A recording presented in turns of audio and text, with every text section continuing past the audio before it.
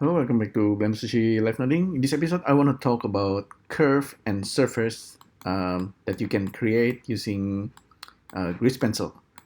All right, so the other day we talked about curve mapper and how it can affect something like a cylinder.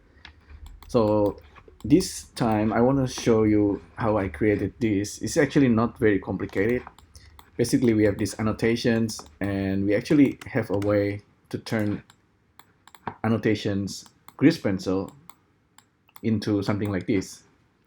This looks like a little bit like chandelier, but as a curve, and this is also a surface that you can close and open.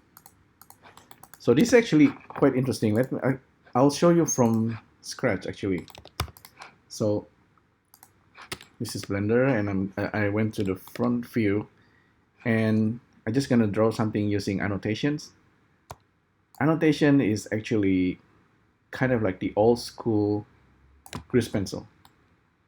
Okay, this thing kind of hidden somewhere under view annotations, and you can have multiple annotations, and this annotation also can be animated, but these days it's better off to use grease pencil, but annotation is still kind of useful to do a quick doodle. And Spreadchalk actually can read annotations just like grease pencil using the GP macro. So in here with Spreadchalk Node 3, you go Shift A and then go GP plus. This is the grease pencil macro, and you can grab the annotations, and I think this is kind of like a hidden features. It's quite clever. So now we suddenly have a way to resample our annotations. It's already kind of quite useful. If you think about it, if you actually revolve this doodle, this can become something else. So let me write something first, curve, surface. So the whole thing is doing sampling, and you can decrease the sampling. You can change the sampling beginning and the end. So 0 to 1 there. And there's this factor interpolations set to linear, can be cubic as well, and you have this UV connection. UV connection, usually you want this as a U for this.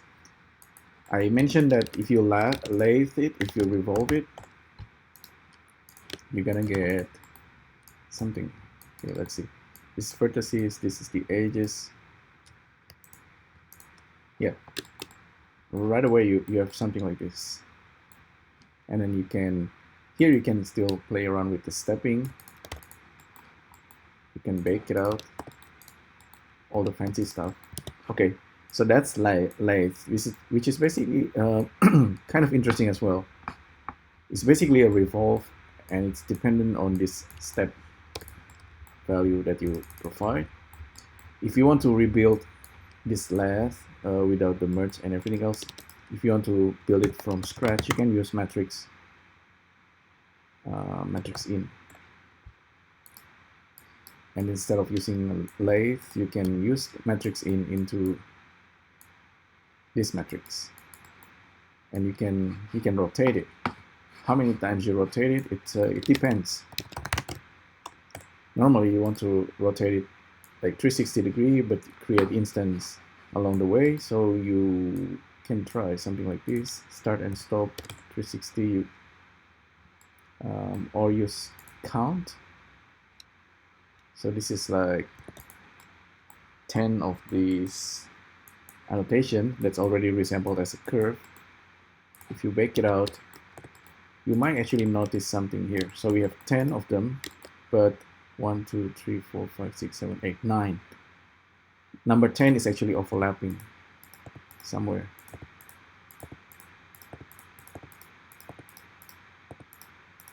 There you go. See, this one is overlapping. So be careful with that, because you don't need the last one. Basically, you can create, yeah, you set it up 10, but you're gonna have 10, but one of them is overlapping. So be careful. Anyhow, so from here I want to talk about curve.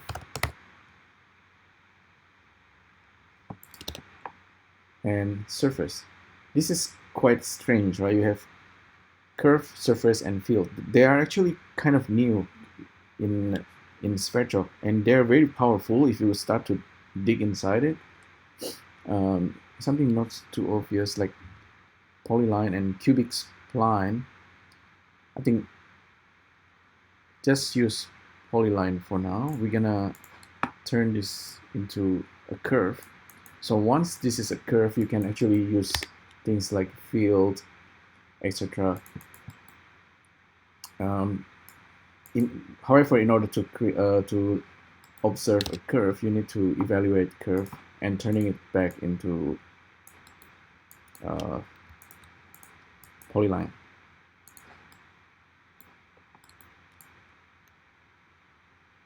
So something that's maybe slightly confusing for beginner.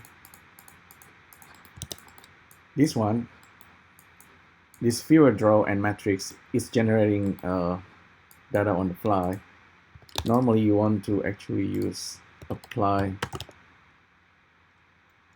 matrix or matrix apply. So this is the vertices data, this is the matrices data. We're gonna end up with 10 of these lines, and this is actually something that's something that's curve actually likes, and more importantly, surface from curve is actually what you want. So this created an actual surface, and once it is a surface, you can turn it into U and V lines, things like that. But anyway, you also have evaluate curves. And evaluate curve, let's take a look very quickly. This one is also creating the chandelier, or I mean creating this revolve. And there is this option to do cyclic, but oh, it doesn't work for now. Okay.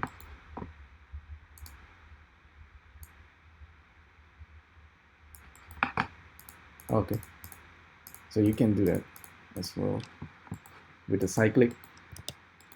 So I suppose even though it might be complicated, why I'm doing the same thing with all different nodes, because this could be useful in the future when we start to dig into curve and surface, because surface also have a way to deal with a field, I mean curve and fields somewhere here. Fields. Probably I'm not gonna do this today. So you can use field to bend the curve or to bend surface.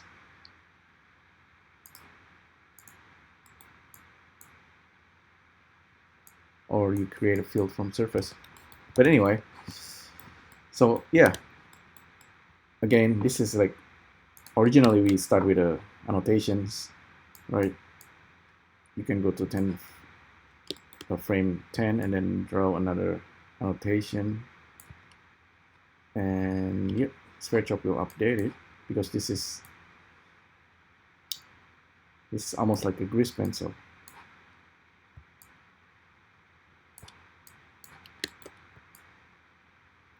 Although I also say is that you better off using just a normal grease pencil, because grease pencil have modifier, etc., that you can modify on the fly. So anyway, yeah, these annotations or AK like old school grease pencil that you can modify, and you can further resample using SvechOpt nodes. Okay, so hopefully you find this useful. Let me know if you have anything to add. Thanks again for tuning in, and I'll see you next time. Thank you. Bye.